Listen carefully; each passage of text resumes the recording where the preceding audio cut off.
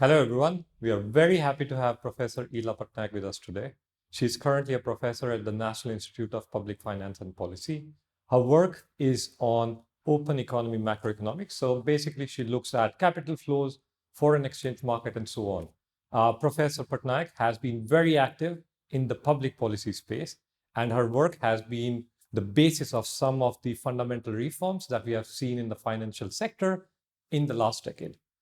Professor Patnaik, she's also been the principal economic advisor under the first term with Prime Minister Modi. And lastly, Professor Patnaik has been a prolific writer, and she has been a talk show host as well as communicated to a very broad audience economics in very simple terms. We are very happy to have you, Professor Ila Patnaik, over here. Welcome once again. Thank you. As I mentioned already, you have these three very different roles. You work on research, you do policy work, as well as you try to communicate it to a very wide set of audience. How do you manage all these, and which one of these do you find the most challenging? Actually, I'm just an economist, and all of these are what an economist does. That's the job of an economist, to do research, to try to influence policymakers on making policy based on evidence. So in the process of doing that, I think it's also very important to build consensus, to communicate to people what research shows, how things are moving. And in fact, in a democracy like ours, that's when policies really get made, when there is a lot of public opinion. So I think actually it's just one role. I mean, we all try to do that, but we actually fail. I mean, the last part, most importantly, where you have to communicate it to a wider audience. How do you manage that? I mean, so I've been trying to do that for many, many years now. I think I started writing in 1999, where I started writing columns for the Business Standard first, which meant not so much of a lay audience because it's a pink paper. So I had fortnightly columns there. And then for about 10 years, I wrote columns for the Indian Express. Now that's a white paper. So, it would always be that you have to write such that the layperson understands. And moving from that on to now, I write columns for the print and also videos along with my columns every week because, young people read less and watch YouTube more these days. So I guess it's just a lot of practice. I guess we are the TikTok generation, but yeah. Yes, So a lot of practice. Let me move back a little bit because given your background and working with the first term as a principal economic advisor with the Modi government. And so the motto has been that government has no business to be in business. So my question is, since you worked there, how much outcome do you see on that front? And if there are like some hiccups we have seen lately, why do you think that such pro-market reforms haven't seen big uptake in the second term of the Modi government? See, fundamentally, we've had a very long history of when the government was in the business of business, when everything it was thought that the state has to do. So whether it was HMT, Air India, various public sector enterprises, and there a lot of vested interests develop. And that's part of life. That's what happens, that when something has been around for many years, it's very difficult to undo those. But we economists try to look at the margin, right? So whatever was there. Now, what is it that is changing really is about the margin. What are the new things? Have many new public sector enterprises which are producing, watches and hotels, are they being set up? No. So at the margin, so that's my first point, that at the margin, what you do see is actually a change. If you look back at the last, many years, you would say even the UPA had moved away from the Congress after 91, had moved away from the philosophy of the public sector producing hotels and watches. But they could also not undo the enterprises that existed, maybe because of unions, maybe because of vested interests of the bureaucracy, of various elements of society, politicians, many elements. So that's my point number one, that at the margin, you will find that actually the Modi administration, 1 and 2, have stuck to that fundamental philosophy. I think second, you are also seeing disinvestment of Air India. Did you ever think that that would happen in your lifetime? I thought it wouldn't happen in my lifetime. I thought it would just die down.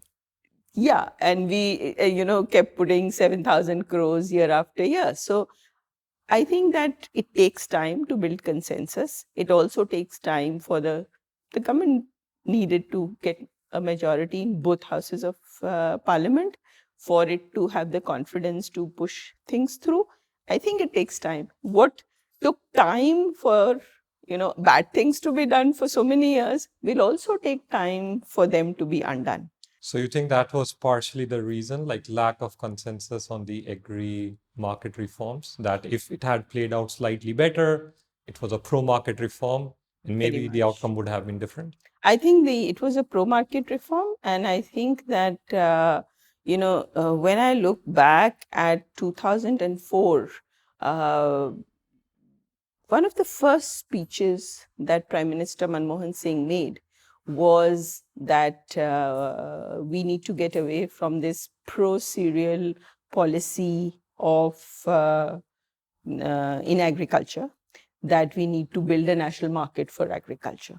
And, the agriculture needs reforms pretty clearly. And I think a lot of the economists who had worked with the UPA, and I'm talking 2004, said that as incomes change, households' needs change.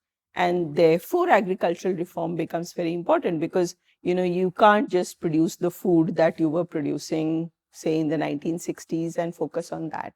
Now, in the 10-year period, very little was discussed, very little was pushed forward. So, unlike, say, in the case of Air India, where we all kind of said yes, this is a reform that has to happen because there was enough debate, there was enough, also the experiences were such that it did get, at least it was on the agenda, though it didn't get done.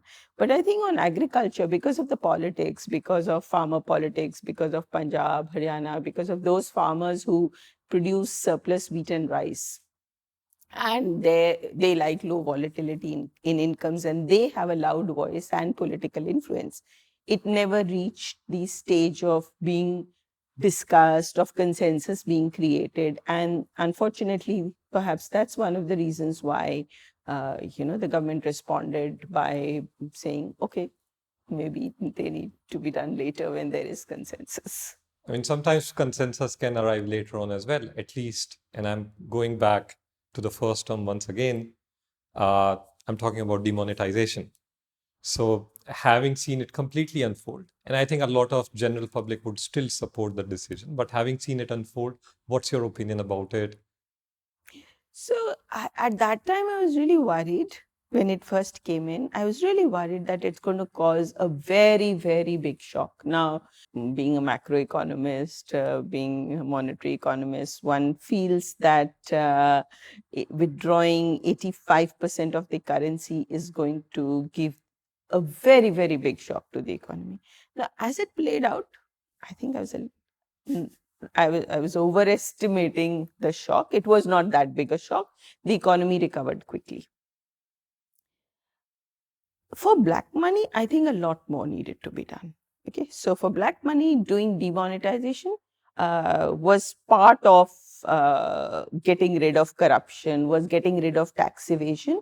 And tax evasion also, I think, requires a more simple and reasonable and lower taxes. So on the front of black economy, I don't think we've gotten rid of black economy, and that demonetization should have been one of the list. NIPFP has done a lot of work on black money and has always recommended that, there are many taxes like capital gains tax on housing, on how, capital gains from housing.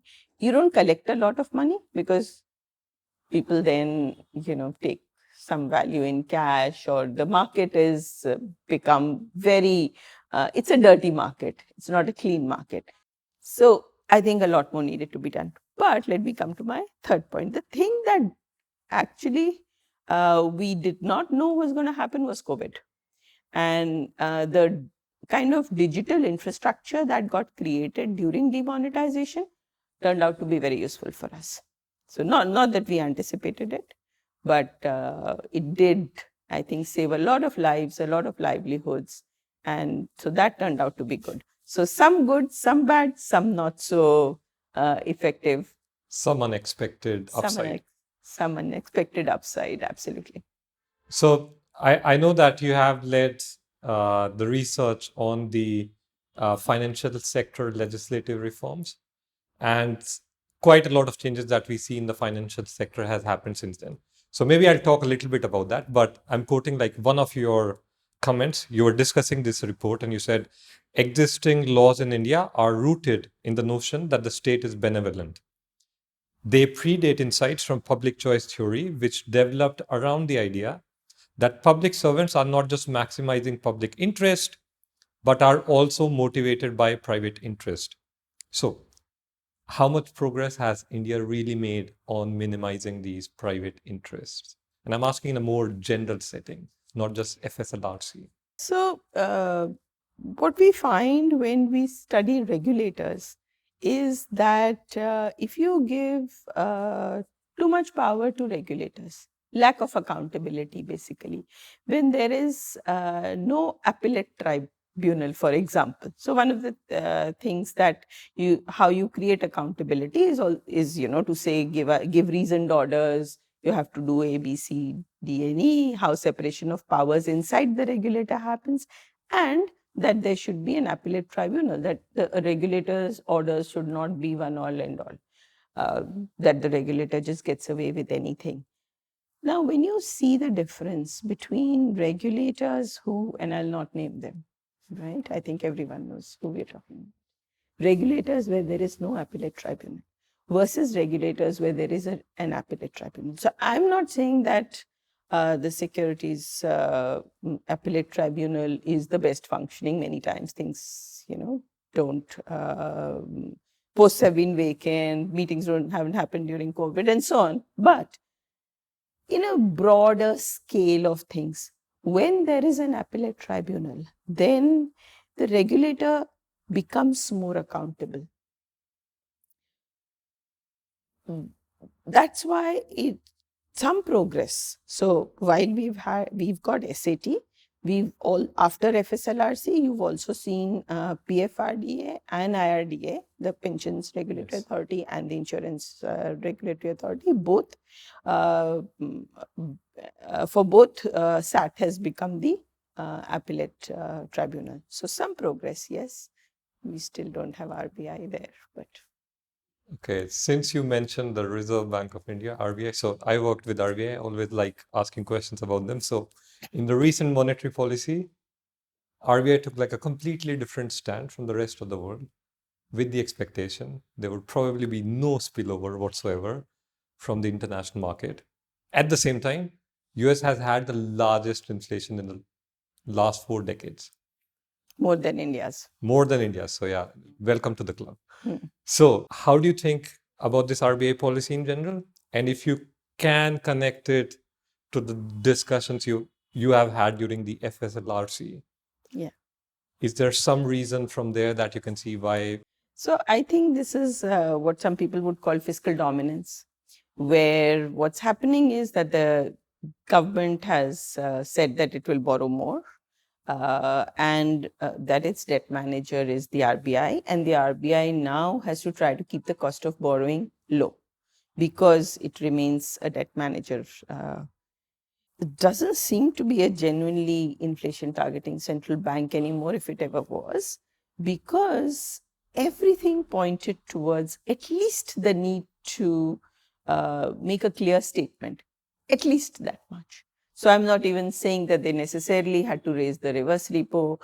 I'm not saying that they had to say that they were behind the curve because yields have started rising, but at least they had to point towards the fact that they'll have to start normalizing policy, that rates may go up. They had to indicate that global inflation has gone up, domestic inflation has gone up, global rates may go up.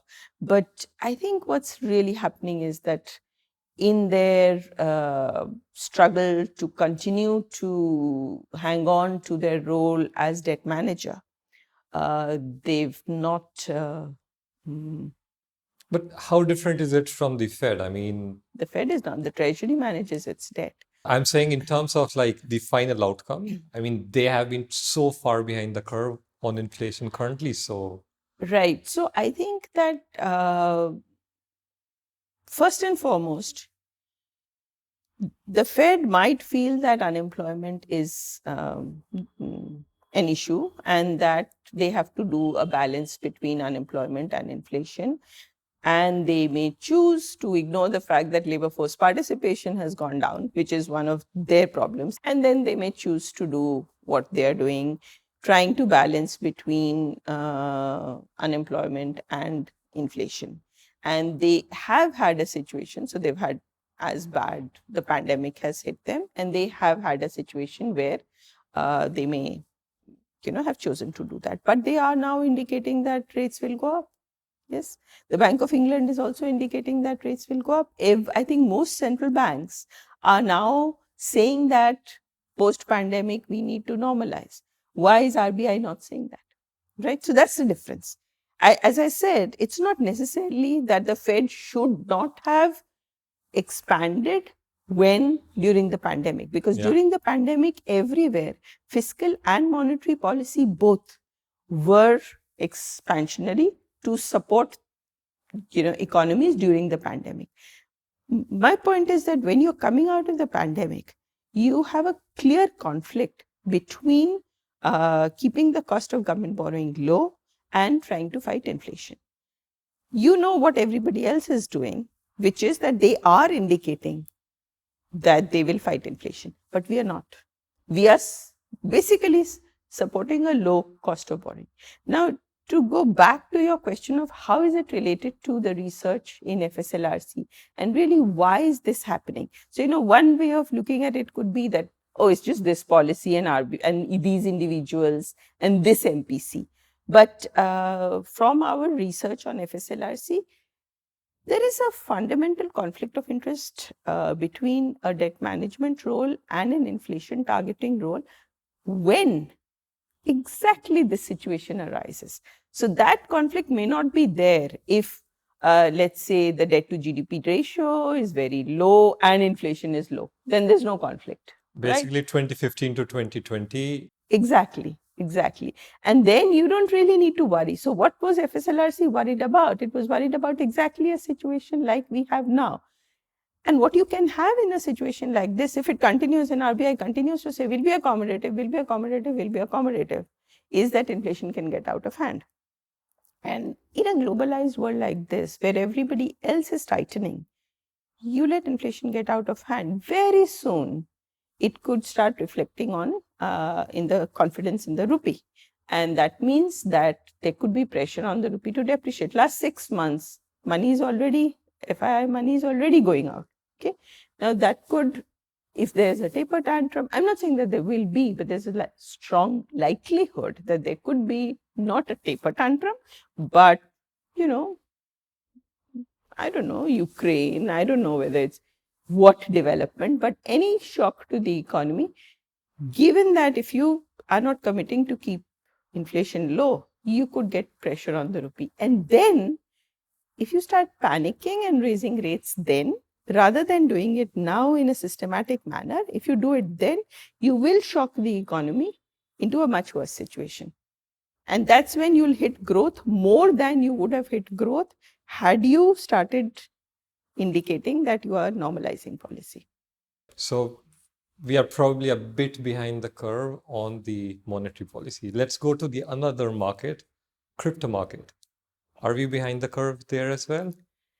So RBI says last week, Deputy Governor in charge of crypto, that we should ban crypto. Wasn't there a Supreme Court ruling that that can't be done? So that apart, so how are you going to ban crypto? You might ban taking in and taking out money. You might say it is not legal tender. So it's not a means of exchange, it's not legal tender. But how are you going to actually monitor and police people from having accounts, trading? I think it's already happening in a very big way. So my worry is, just because you find it very difficult to regulate it, handle it, you don't know whether you should regulate it as a means of exchange or whether you should regulate it as an asset, you say ban it.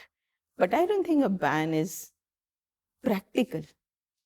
I don't think banning is going to be something that the government will be able to do, or RBI, whoever is, who will be made in charge, maybe some ED, some CBI, somebody, and they'll go running after people who they'll discover have crypto accounts. How many people will they catch? Is it something that can practically be done? And that's why, yes, you're right, behind the curve. But there have been some discussions in this budget.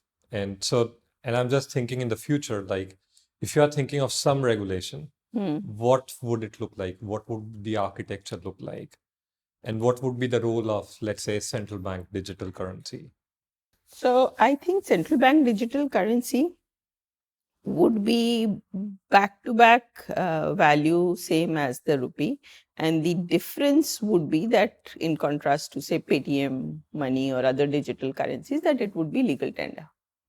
Other than that, if it is non-interest bearing, people may still prefer bank accounts because they can do all the transactions. We are already at a retail level. We are already, very far ahead of many countries where we can do digital payments because of payment banks.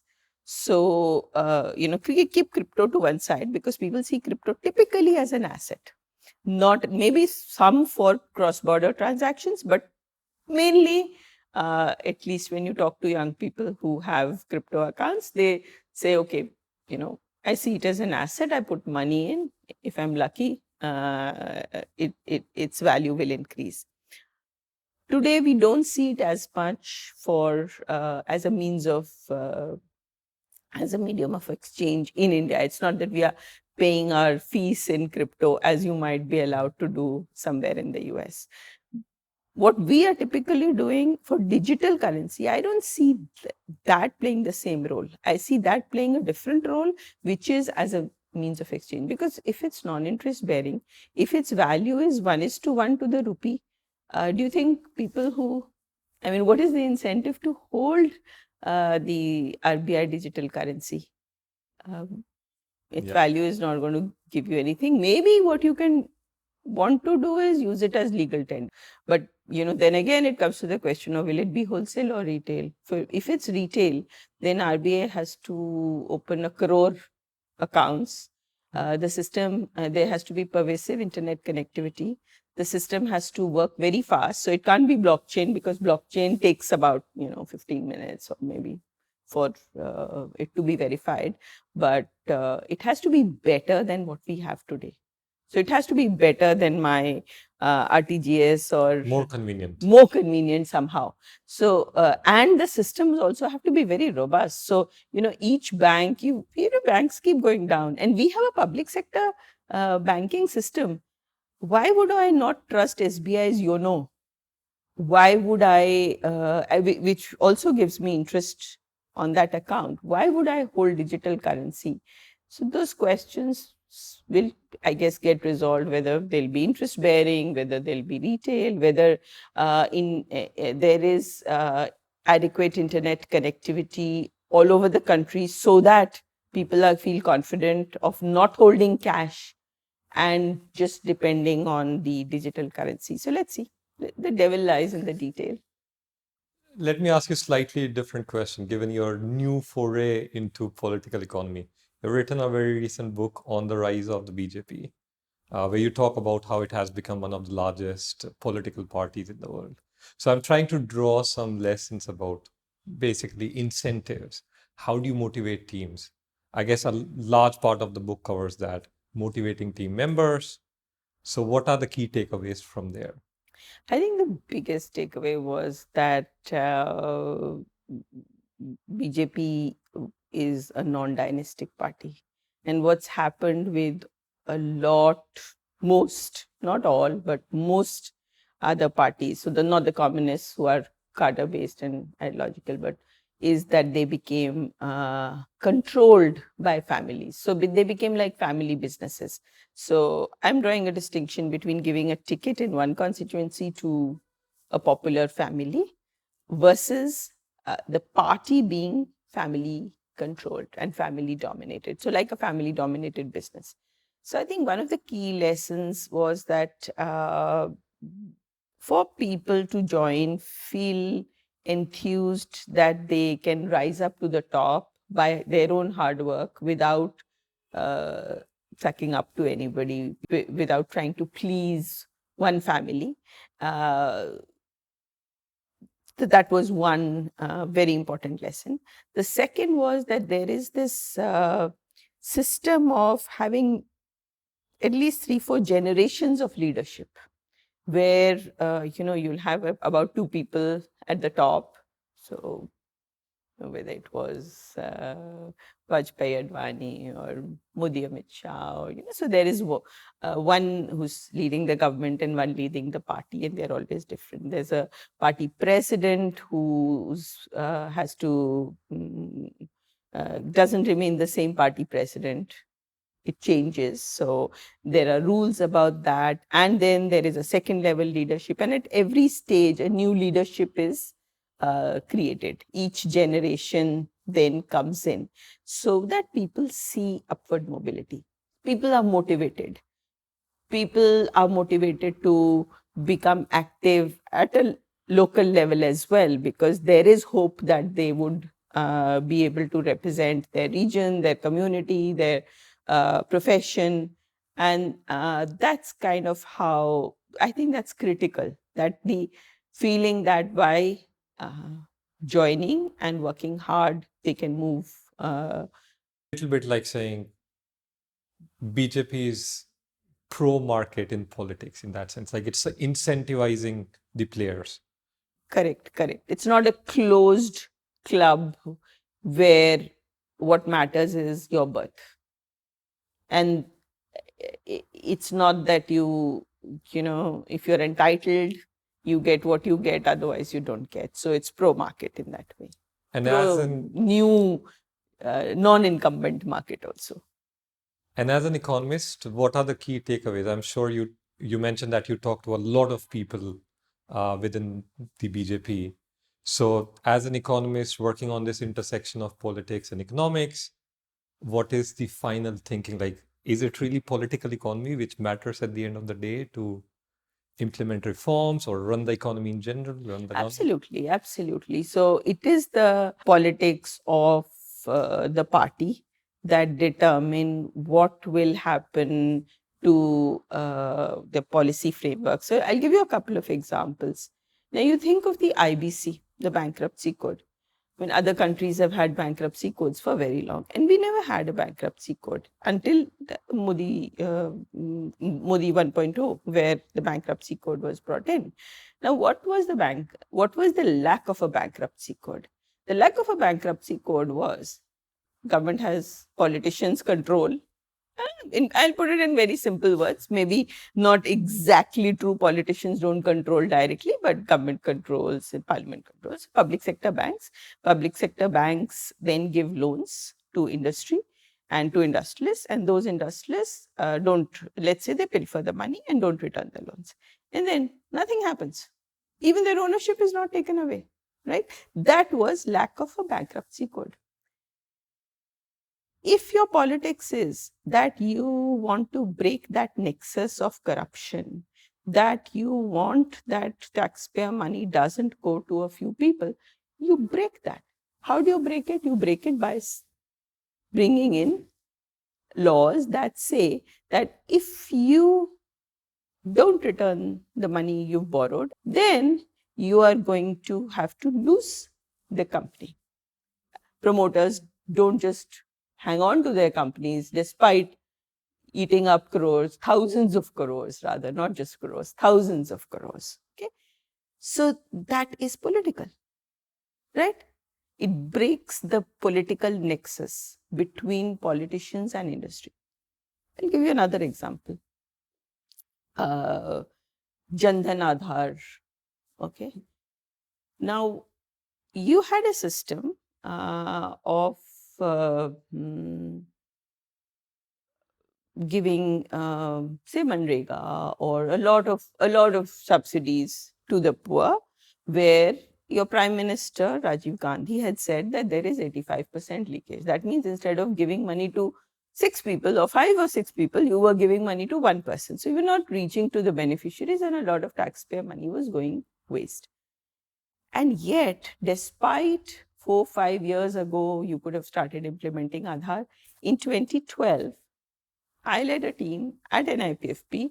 We, on cost benefit of Aadhaar, we presented the report to the Planning Commission. And though there were some people in the Planning Commission who were keen on pushing it forward, but the government as a whole did not push it, did not. So they let the leakages continue. Why does that happen? Because between the government and the beneficiary are layers of middlemen. And those middlemen by then have political influence, and they support and they give money and all kinds of things. No, but there were a lot of economists as well who were supporting it. Who were not supporting what? Not the corruption. Nobody. No, Was not the supporting corruption, but thinking that this kind of a direct benefits transfer wouldn't work in India. It hasn't worked anywhere. While there were also a lot of economists who were saying that you should do direct benefit transfers, that it should do cash transfers, which go straight to the beneficiaries. There were a lot of those. So, I mean, there are always people who say, oh, India is different and nothing works in India, but let's ignore them, okay? Because I don't think that's at all true, right? So, let's go to those who said that this should be done. And yet, the discussion about National Population Register, not UIDI. UIDI did not get money. I mean, the institution, in fact, they really struggled. They wouldn't get photocopiers, they wouldn't get printers, things that were like really in less than 1,000 rupees, less than 10,000 rupees. And this is UPA, which had started it. But then that political support was missing. So once the regime changed, you did not want all those rent-seeking, corrupt middlemen to be in between the government and the beneficiary. You get rid of them. So that reform again comes from politics. That's why I would say that, that's why politics interests me. How does government policy get made? A lot of your work has been on incentives and building institutions. So this is really my last question for today. But as like one of the top economists from India, I mean, we need more economists. So because in general, I think we have very few of them, given the challenges we face and given the institutional requirement for that. So what would be your suggestion to people thinking about venturing into economics or thinking of joining this profession in the long run? So I think my biggest learning has been that when we study economics, we need to study laws because laws are the instruments through which policies actually get made. And sometimes there's a big difference between what the economist intends to do and how the laws translate that into reality. So the laws is number one. And second, along with that, we need to look at the politics, study the politics, understand what push for certain policies. So an economist needs to do both. economics and other subjects like law and politics as well. It was a pleasure talking to you. Thank you, Ila, so much for your time. Thank you, Shekhar. Have a nice day.